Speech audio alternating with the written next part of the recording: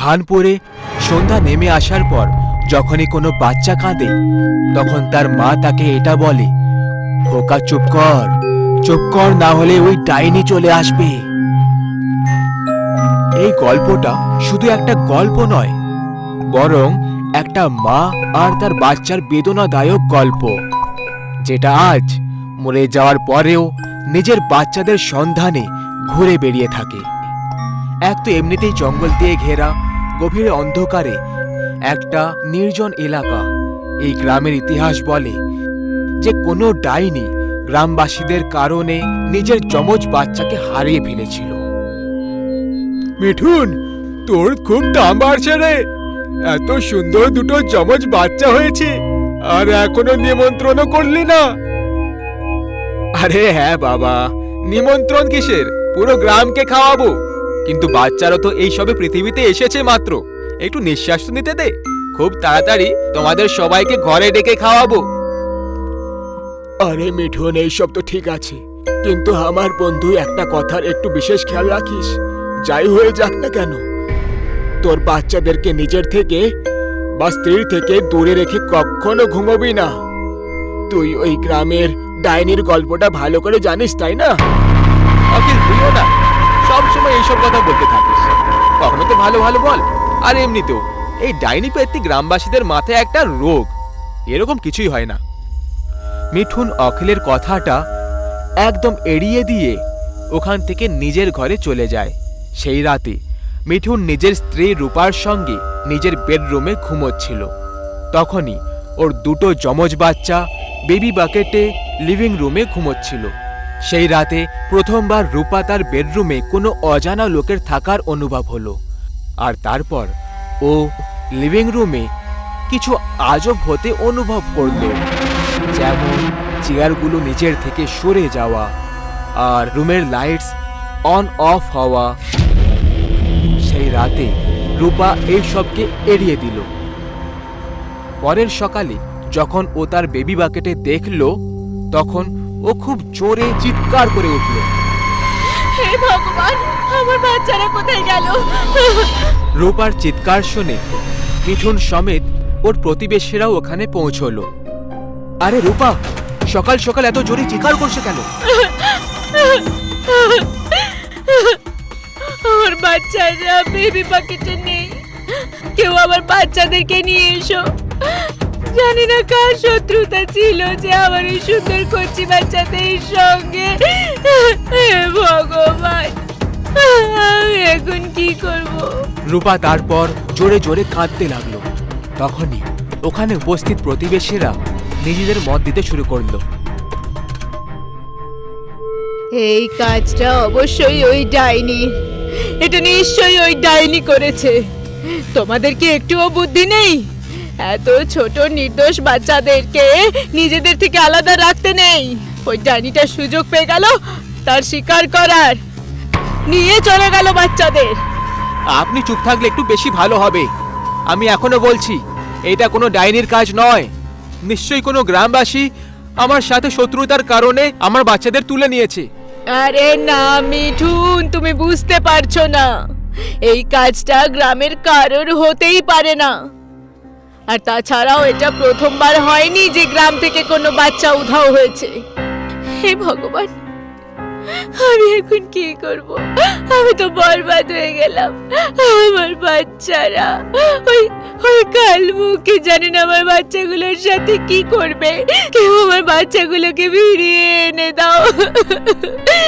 রূপা আর মিঠুন দুজনে তাদের কালকে হওয়া যমজ বাচ্চাদের হারিয়ে যাওয়ার দুঃখে একেবারে হতাশ হয়ে গেছিল। ওরা দুজন একদম বুঝতে পারছিল না যে ওদের বাচ্চাদের ওরা কি করে ফিরে পাবে, নাকি হয়তো আর কখনোই পাবে না। রূপা আর মিঠুনকে গ্রামবাসীরা একজন তান্ত্রিকের কাছে যাওয়ার পরামর্শ দিল।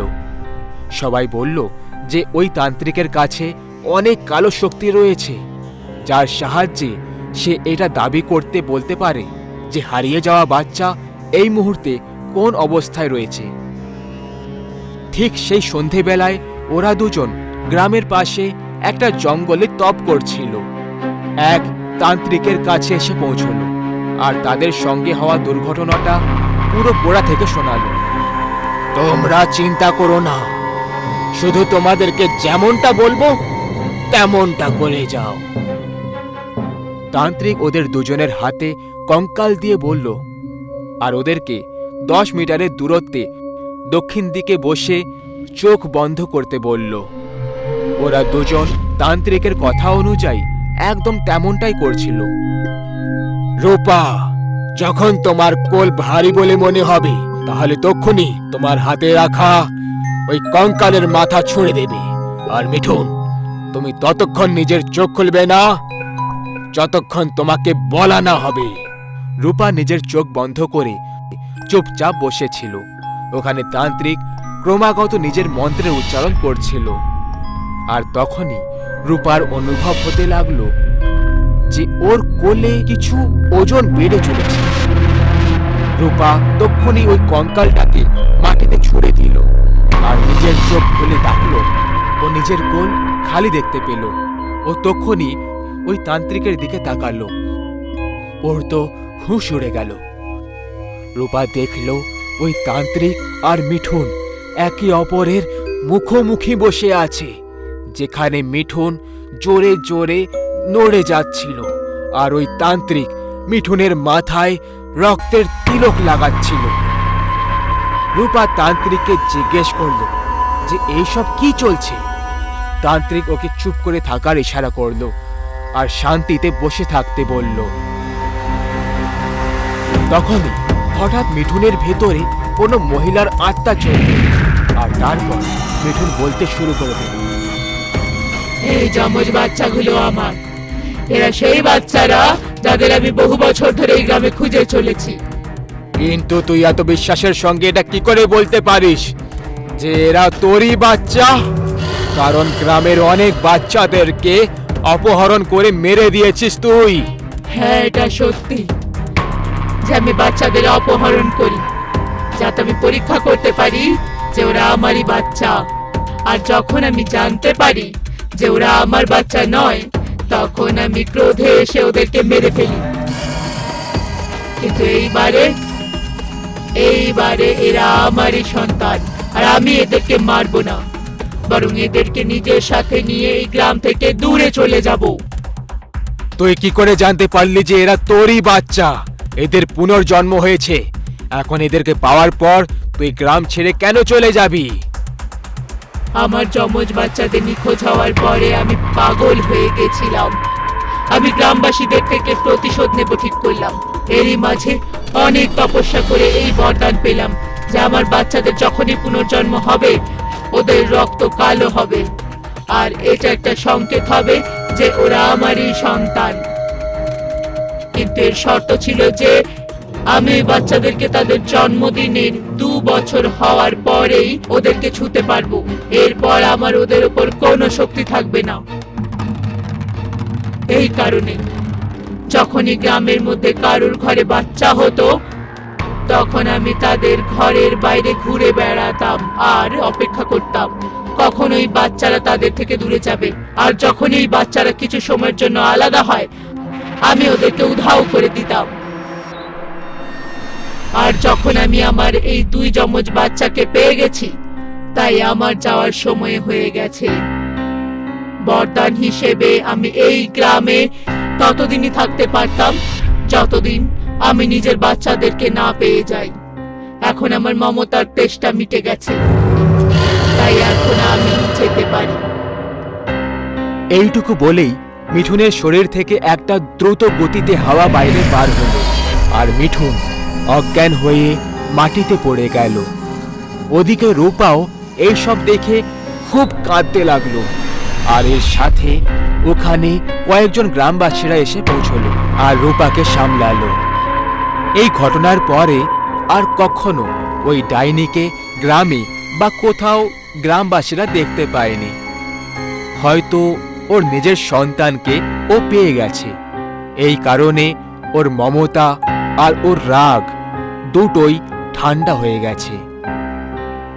কিন্তু আজও যখন ওই গ্রামে কোনো বাচ্চা কাঁদে, তখন তার মা এটাই বলে, চুপ কর, না হলে ও এসে যাবে।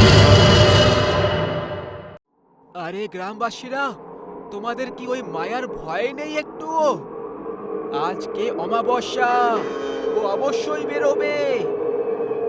আরে ও রবি, কেন এত চিন্তা করছো? কিছু বিপদ আসতে চলেছে নাকি? আরে একটু ধৈর্য ধরো সরকার। তোমরা কি সবাই ভুলে গেছো 1 বছর আগে এই গ্রামে কি কি ঘটেছিল? তোমাদের সবার কি ওই ঘটনার একটুও ভয় নেই?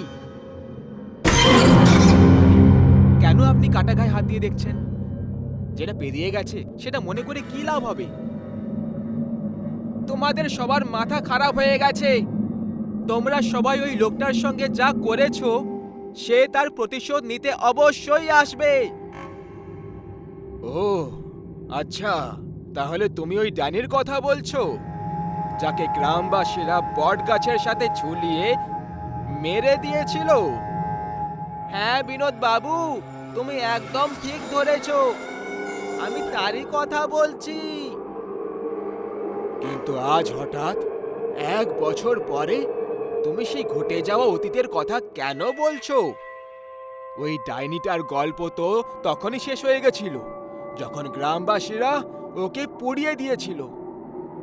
কিন্তু তুমি কি এই ঘটনার পরের ওই ভয়ঙ্কর কাহিনীটা মনে রেখেছো, যখন ওই ডাইনিটা অভিশাপ দিয়ে বলেছিল যে ও অবশ্যই আসবে? এর থেকেও ভয়ঙ্কর কথা তো এটা ছিল যে যে লোকেরা ওই ডাইনিকে পুড়তে দেখে নিয়েছিল না, তাকে আবার খোলা চোখে দেখার জন্য কারোর মধ্যে সাহস মেচেছিল না। ওই ডাইনিটার মৃত্যু যারা দেখেছিল তাদের সবার চোখের জ্যোতি চলে গেছিল। আরে বাবা, কিন্তু সেই কথাগুলোকে আজ 1 বছর পরে আবার মনে করানোর কি দরকার পড়ে গেল? আমি তোমাদের সবাইকে আর গ্রামবাসীদেরকে সেই কথাটা আবার একবার মনে করিয়ে দিচ্ছি, কারণ ওই ডাইনিটাকে আবার এই গ্রামে দেখা শুরু হয়ে গেছে। পরশু রাতে বদ্রির বাড়ি থেকে তার 9 মাসের বাচ্চা উধাও হয়ে গেছিল, আর গত রাতে কেউ সেই বাচ্চাটাকে বদ্রির ছাদেই ছেড়ে চলে গেল। পরীক্ষা করার পর জানা গেল যে ওই বাচ্চাটা মরে গেছিল, আর তার পুরো শরীরে রক্তের এক বিন্দু উপস্থিত ছিল না। আরে তুমি বলতে কি চাইছো রবি? তুমি এটা বলে ওই ডাইনিটার দিকেই ইশারা করছো না তো? আমি একদম সেই দিকেই ইশারা করছি, কারণ গত 2-3 সপ্তাহ থেকে ছোট বাচ্চারা আবার উধাও হতে শুরু হয়েছে, আর তাই ওই ডাইনিটার উপরে সন্দেহ করা যেতেই পারে। কিন্তু যখন গ্রামবাসীরা ওই ডাইনিটার অস্তিত্বই শেষ করে দিয়েছিল, তাহলে ওই ডাইনি আবার কি করে আসবে? প্রার্থনা করছি যাতে তোমার কথাই শেষ হয়, কারণ যদি আমার ধারণা সঠিক বেরোয় তাহলে এইবারে গ্রামকে কেউ বাঁচাতে পারবে না। এই কথা বলে রবি নিজের বাড়ির দিকে ফিরে চলে যায়। ওর বাকি সাথীরাও নিজের নিজের বাড়িতে ফিরে চলে যায়। গত 1 মাসের মধ্যে ওই গ্রাম থেকে অনেক বাচ্চা উধাও হয়েছে, যেটা একটা ভয়ঙ্কর বিপদের একটা সংকেত। রবি ওই গ্রামের সব থেকে জ্ঞানী লোক ছিল, আর ও যা কিছু বলতো সেটা 100% সত্যি হয়ে যেত। এইবারে ওর পুরো সন্দেহ ওই ডাইনির ওপরেই ছিল, যাকে গত বছর গ্রামবাসীরা পুড়িয়ে মেরে ফেলেছিল। গত বছরেও ওই ব্যাপারে সন্দেহ সবার আগে রবিরই হয়েছিল, আর ওই ষড়যন্ত্রের কারণেই ওই ডাইনিটাকে গ্রামবাসীরা মিলে মেরে দিয়েছিল। যারা গ্রামের ছোট বাচ্চাদের বন্দি বানিয়ে তাদের রক্ত দিয়ে স্নান করত, আর যুবক ছেলেদেরকে নিজের মায়ায় ফাঁসিয়ে তাদের সঙ্গে যৌন সঙ্গম করত, আর তারপর তাদেরকে মৃত্যুর ঘাটে পৌঁছে দিত। এরকম করে ও পুরো গ্রামকে শ্মশানে পরিণত করতে চেয়েছিল। কিন্তু রবি গ্রামবাসীদেরকে কালকের আর তার আড্ডার জানকারি দিয়ে দিল, যে কারণে তন্ত্র সাধনায় মগ্ন হওয়ার সময় গ্রামবাসীরা তাকে বটগাছের সঙ্গে বেঁধে পুড়িয়ে দিল। এই ষড়যন্ত্রে যুক্ত প্রত্যেকটা মানুষ হয় পাগল হয়ে গেল, অথবা রহস্যময় ভাবে শুধুমাত্র একজন রবিকে ছেড়ে দিল। কালকের ডাইনের একটা বিশেষ গুণ ছিল যে সে পুরো বছরে শুধু 3 মাসের জন্যই নিজের বাসস্থান থেকে বার হতো আর নিজের শিকারের সন্ধান করতে লাগতো। ওই 3 মাসের সময় এখন শুরু হয়ে গেছে। এইবারেও কি রবির সন্দেহ সঠিক প্রমাণ হয়ে যাবে, নাকি কাহিনী এর থেকেও ভয়ঙ্কর রূপ নিয়ে নেবে, এটা আমরা পরে জানব। রাত প্রায় 12:30 বেজে গেছিল। রবি কোনো গম্ভীর চিন্তায় মগ্ন হয়ে নিজের বিছানায় শুয়েছিল। কোনো কারণে ওর ঘুম ধরছিল না হয়তো।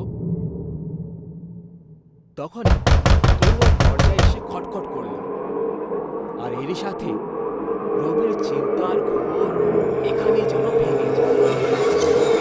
ভেতর থেকে আওয়াজ দিতে লাগলো, কে এসেছে এই সময়? কি জানি কি হয়ে গেল আবার। তখনই বাইরে থেকে একটা আওয়াজ চলে আসে, আরে রবি ভাই, আমি এসেছি, দুধওয়ালা বিজয়। রবির মাথা আগে থেকেই খারাপ হয়েছিল।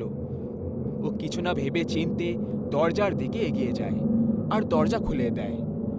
দরজা খোলার সাথে সাথে রবি পুরো মাথা থেকে পা পর্যন্ত কাঁপতে লাগলো। ওর গায়ে কাঁটা দিয়ে দিল। রবি ভয় পেয়ে গিয়ে আর ভয়ের চোটে বলল, তুমি কালকি, তুমি এখানে? হ্যাঁ, আমি সেই যার কথা তুই ভাবছিস। আমি কালকি, আর নিজের কাজ পূরণ করতে এসেছি, যেটা গত বছর অসম্পূর্ণ রয়ে গেছিল। আর তার সাথে আমার যমজ বোনের প্রতিশোধও তো নেওয়ার ছিল। বোন? এর মানে আমরা যাকে কালকি ডাইনি ভেবে মেরেছিলাম সে তুমি ছিলে না? তোমার মতোই দেখতে, আর পরনে তোমারই যমজ বোন ছিল। হ্যাঁ, যাকে তোমরা কালকি ভেবে মেরেছিলে ও আমার যমজ বোন ছিল। তোমাদের মতো নির্দয়ী লোক আমাদের কুটিরের কাছে এসে আমাদেরকে মেরে দেবে, এটার ধারণা আমরা আগেই করে ফেলেছিলাম। গ্রামবাসীরা মূর্খ লোক, এই কথাটা একেবারে বুঝতে পারেনি যে আমার কোনো যমজ বোনও ছিল। আর ব্যাস এটারই পুরো লাভ আমি আর আমার বোন উঠিয়েছি। আমার বোন এতদিন একটা শক্তিশালী ডাইনি হয়ে উঠতে পারছিল না, এই জন্যই ও তোমাদের জন্য একটু কম বিপদ ছিল। আমি আমার বোনকে কথা দিয়েছিলাম যে ওর মরে যাওয়ার পরে আমি নিজের কালো বিদ্যার শক্তি দিয়ে ওকে পুনর্জীবিত করে দেব। আফসোস, আমি করতে পারলাম না। আর আজ ঠিক 1 বছর পরে বৃষ্টির প্রথম ফোঁটা পড়া মাত্রই আমি এই গ্রামে ফিরে এসেছি। আর আগামী 3 মাসের মধ্যে এই গ্রামটাকে আমি সম্পূর্ণভাবে নষ্ট করে ফেলবো। ওই ডাইনিটার এই কথাগুলো শোনার পর রবি এবার আস্তে আস্তে পেছনে সরে গেল। আর ওই ডাইনি ওকে দেখতে দেখতে এখন যখন তুই আমার আসল রূপটা দেখেই ফেলেছিস, তাহলে তোর বেঁচে থাকাটা আমার কাজের বিপদ হয়ে দাঁড়াতে পারে। আর তাছাড়াও গত বছর তুই গ্রামবাসীদেরকে আমাদের বিরুদ্ধে উকসিয়েছিলি, তাই না? আর তোর জন্যই আমি নিজের বোনকে হারিয়েছি। আমাকে ছেড়ে দাও, আমি কাউকে কিছু বলবো না। আমি আজকেই গ্রাম ছেড়ে চলে যাব। কিন্তু আমি তোকে কি করে ছেড়ে দিতে পারি? তোর গ্রাম ছাড়লে আমি শাস্তি পাবো না, বরং তোকে পৃথিবী ছেড়ে যেতে হবে। রবি ওই ডাইনিকে ওর জীবনের ভিক্ষে চাইতে লাগলো, কিন্তু ওই ডাইনির এতে কিছুই যায় আসছিল না।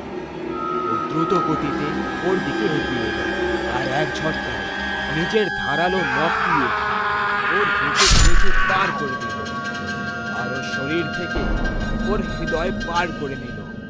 পরের দিন গ্রামবাসীরা ওই বট গাছের ডালে রবির লাশ ঝুলে থাকতে দেখল, ঠিক সেইভাবেই যেভাবে গ্রামবাসীরা কালকির বোনকে ওই গাছের সঙ্গে ঝুলিয়েছিল। এই দৃশ্যটাকে নিজেদের চোখে দেখাটা কারোর জন্য সহজ কাজ ছিল না, কিন্তু রবির মৃত্যুর হয়ে যাওয়ার জন্য গ্রামবাসীরা একটা বড় বিপদের সংকেত পেয়ে গেছিল। গ্রামবাসীরা এই ব্যাপারে আলাদা আলাদা রকমের কথা বলতে লাগলো। আরে কিষণ বাবু, রবি ভাইয়ের অবস্থা দেখে তো আমার বিশ্বাসই হচ্ছে না। এখন আমাদের গ্রামবাসীদেরকেও খুব সতর্ক হয়ে থাকতে হবে, না হলে কে জানে ওই ডাইনিটার পরের শিকার কে হয়ে যাবে। এই ঘটনাটা ঘটে 10 দিন হয়ে গেছিল, আর আজকে 11তম দিন ছিল। গ্রামের নির্জন বস্তিতে হঠাৎ করে ঘুঙুরের আওয়াজ হলো, যে কারণে কয়েকজন লোকের ঘুম ভেঙে গেল, কিন্তু কিছুজন এখনো গভীর ঘুমে শুয়ে পড়েছিল। জেগে থাকা লোকেরা বিছানা ধরে ভগবানের নাম জপ করছিল, আর অন্যদিকে যাদের দরজা খোলা রাখা ছিল, কালকি তার ঘরে চলে গিয়ে ওখানে উপস্থিত সবাইকে প্রাণে মেরে দিল। আর তারপর একদম শান্তির সঙ্গে তাদের রক্ত খেতে লাগল।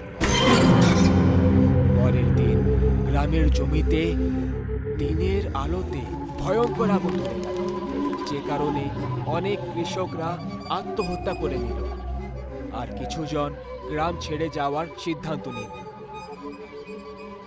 গ্রামবাসীরা একমাত্র জায়গা থেকে যে জল নিয়ে যেত, সেই গভীর কুয়াটাও ভেতর থেকে বিষাক্ত হয়ে গেল।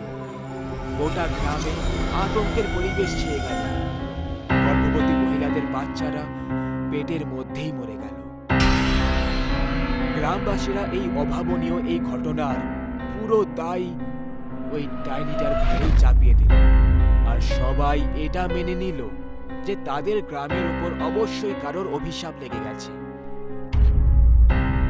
এটাই ভেবে 1 সপ্তাহের মধ্যে গোটা গ্রাম খালি হয়ে গেল।